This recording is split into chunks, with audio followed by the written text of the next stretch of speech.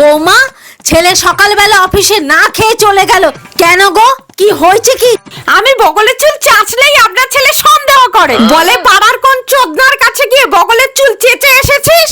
এক্ষুনি বল, আমি তার বাড়ি গিয়ে নিচে চুল ছিঁড়ে আনবো। ছেলে যখন বারণ করেছে তুমি তোমার শরীরের কোনো জায়গার চুল চাঁচবে না। আপনার ছেলে বলছে আমি ঘাপা ঘাপ করতে গেলেই তোর মিটার বক্সের দরজা খুলতে চায় না। লেওড়া, তুই ইচ্ছা করে তোর মিটার বক্সের দরজা খুলতে চাস না, ঢ্যামনা মাগি। আমার ছেলে ঠিকই বলেছে, তুমি তোমার মিটার বক্সের দরজা ইচ্ছা করে তালা মেরে রেখেছো। ছেলেকে মোম পালিশ করতে দাও না কেন? আপনার ছেলে আমাকে বলেছে, কোন ঢ্যামনা বালের ছেলে তোর মিটার বক্সের টর্চ লাইট ঢোকায় বলতো মাগি। জানেন আপনার ছেলে আমাকে সন্দেহ করে, সিলিং ফ্যানের ওপর সিসি ক্যামেরা লাগিয়েছে, বলে কোনো চোদনা আমার বউয়ের মেশিনে হাত লাগালেই আমি অফিসে বসে দেখে নেবো, বাড়ি এসে